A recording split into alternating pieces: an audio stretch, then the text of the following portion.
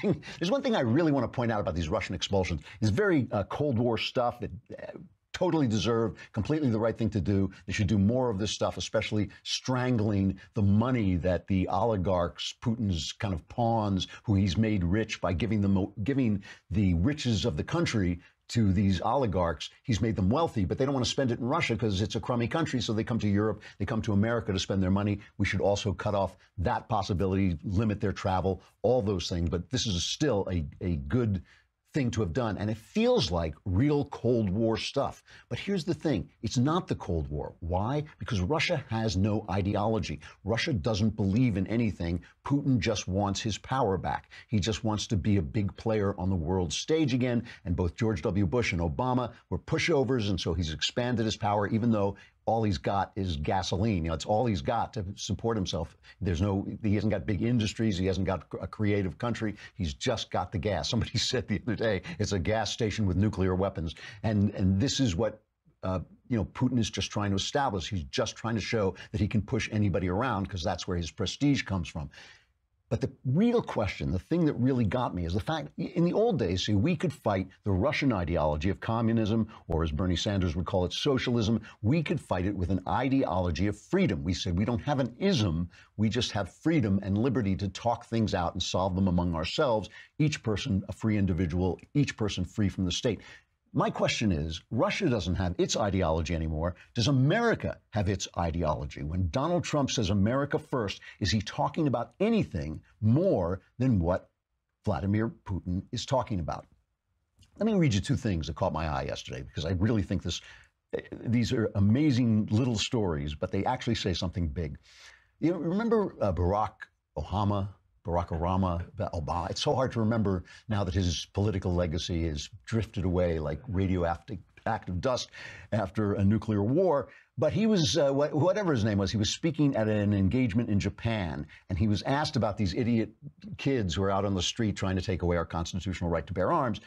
And he said, if I could organize effectively, then, quote, I would create 100 or 1,000 or 1,000,000 young Barack Obamas or Michelle Obamas, or the next group of people who could take that baton in that relay race that is human progress.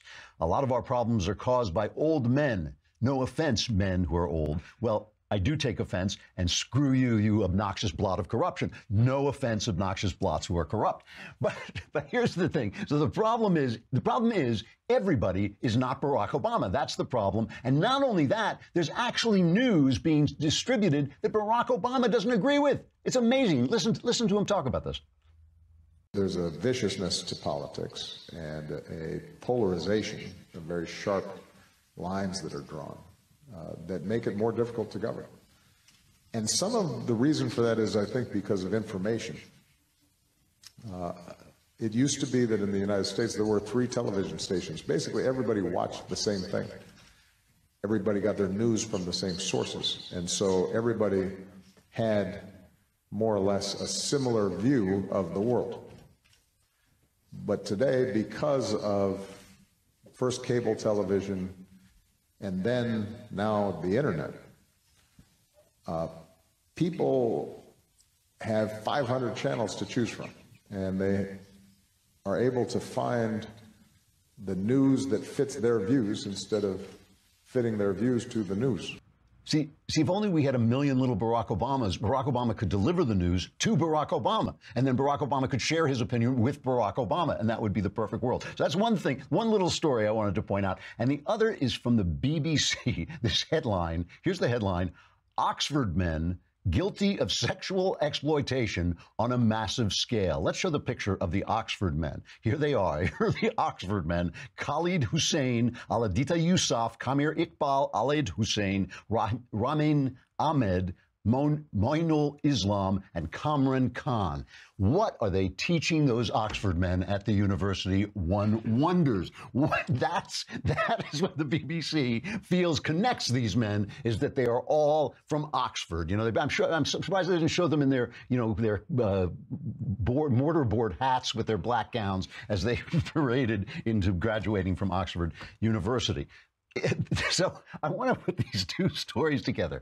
Barack Obama represents a point of view. Now, it's come to be known as globalism, but I don't really like that term because the world is getting to be a global place. We understand that. That's not the question. The question is, are there going to be sovereign nations, and what rules is the globe going to follow? It really is expertism. It's the idea that Barack Obama knows. He used to say, I wish I could just gather together with my experts and solve all the problems, but I have to be responsible to these people who kept sending out news that disagrees with my news. What we need is millions and millions of little Barack Obamas talking to other Barack Obamas, doing Barack Obama things. It's expertism. It's elite expertism. That is the worldview that he represents.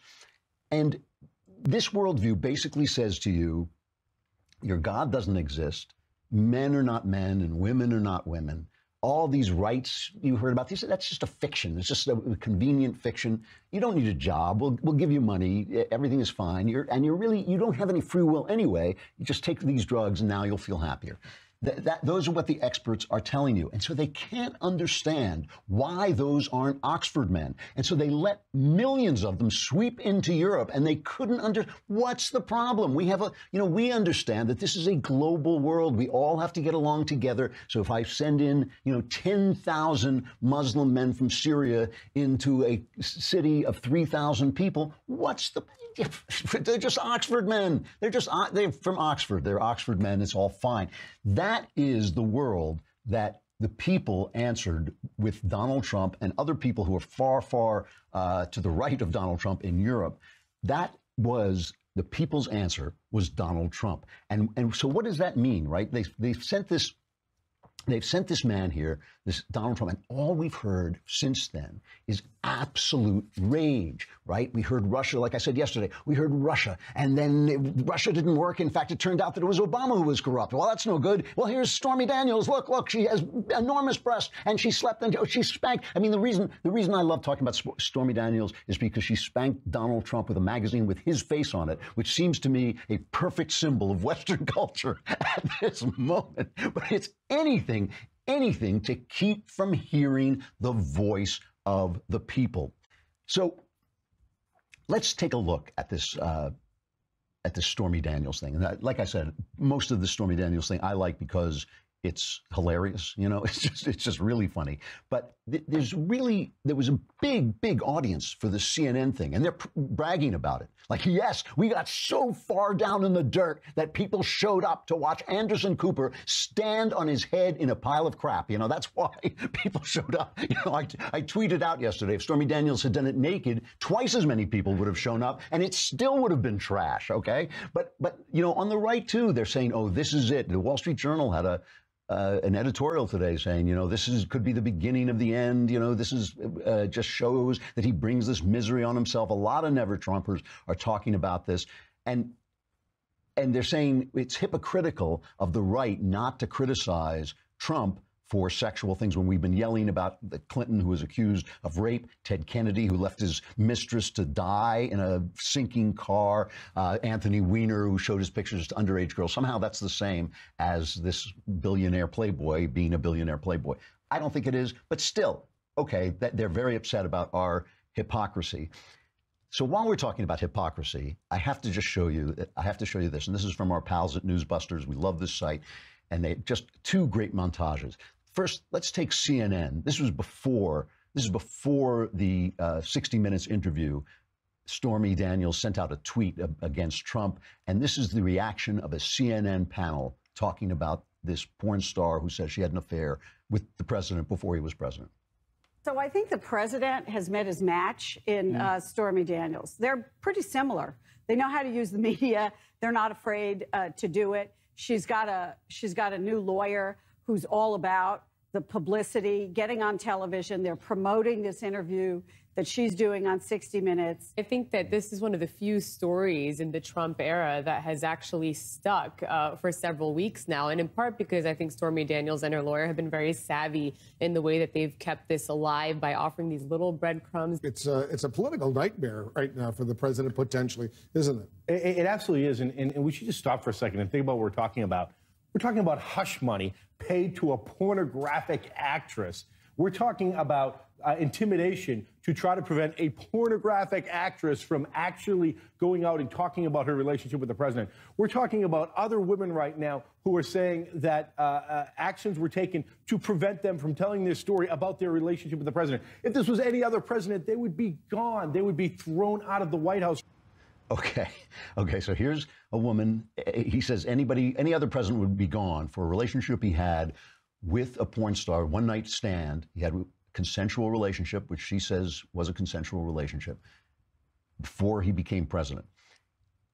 Now, here is a montage of the news reaction when Bill Clinton, who was president, was exposed for not only having an affair in the Oval Office, but was accused by Paula Jones of sexual harassment, was accused by Kathleen Willey, I think it's pronounced, of chasing her around the Oval Office and grabbing at her, was accused by Juanita Broderick of a brutal and bloody rape. Here is your news media at work covering those stories back in the day. Some sleazy woman with big hair coming out of the trailer park. Wait a minute. I think she's a dubious witness. I really do. We've got an awful lot to talk about this week, including the sexual harassment suit against the president. Of course, in that one, it's tough to figure out who's really being harassed. Sam not trying to hurt the president? Does she say that with a straight face?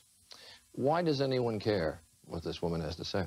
But bottom line, Sam, is she not trying to capitalize on this, in effect, to profit from impugning the president? I have to profess complete confusion over this entire case, why this is even a case. If any man, I don't care who he is, invites me to a room and pulls his pants down and asks me to do something, he's going to have a decided limp from that day on. And I go on with my life. I don't need to sue anyone. It doesn't traumatize me. I don't understand why this is even a case to begin with. The story doesn't deserve to be dignified by being broadcast and displayed. What I find fascinating about this case is that we've sunk so low now that a charge of this magnitude can be leveled against the President of the United States with next to no evidence at all. I think that's outrageous. I was reading either in Time or Newsweek that even the woman herself, Juanita Broderick, said she hoped that this thing went away this week, and even she was sick of hearing about it. It's her story. But. Well, let's hope she gets her way with that. Are we going to look back on this time 100 years from now the way we look back on Salem? We're reaching the point where we're going to wind up with government by goody-goodies, government by people who have done nothing in their life except walk the straight and narrow, who have no creative thoughts. We're going to look back on this 100 years from now and say we drove some of our best people out of politics. I wonder what Joe Klein is thinking now. That was Dan Rather talking to Don Imus. Yeah, I hope she gets her wish and she goes away, and I hope it all goes away. When they're talking about the hypocrisy of the people, maybe some of the people are hypocrites. I never went after Bill Clinton for his sexual affair, so I feel like I'm on solid ground. But you know what? I don't care whether the people who support Trump are hypocrites, and I'll tell you why. They're trying to tell you something. They sent an admittedly flawed man, like all of us are flawed men and women. They sent a flawed man to the White House because they couldn't get your damned attention, you million little Barack Obamas, all talking to each other. They couldn't get your attention. You would not listen to them. And now, you know, they say they especially pick on the evangelicals, because the evangelicals have traditionally been very anti, sexual malfeasance, and they have taken this out on political figures. And now they're not taking it out. And yet there's some hypocrisy. CNN interviewed a group of women, I think, evangelical women, and asked them about this Stormy Daniels interview. A lot of them said, well, I don't believe her. I believe her. I believe they had sex. Like I said, the guy was a billionaire playboy. If he didn't have sex with her, he's going to have to explain why to the board of the Billionaire Playboys Club. But I believe, but they also said some other things that struck me as totally sensible and totally realistic, and also a way of just trying to get you to hear what they wanted to say. Let's play a little bit of this. This is the media defining the narrative. The people, we the people, are ready to define the narrative. And it's not about tawdry sexual peccadillos. In order for somebody to come forward, you can be pushed by somebody else. Correct. Right? And so I think the thing is you're looking for a way to impeach my president that I worked very hard for. I'm asking you about a Stormy Daniels interview on 60 Minutes, period. That's it. And about that so-called hush money, these women don't see Trump's fingerprints on it, only his lawyer, Michael Cohen's.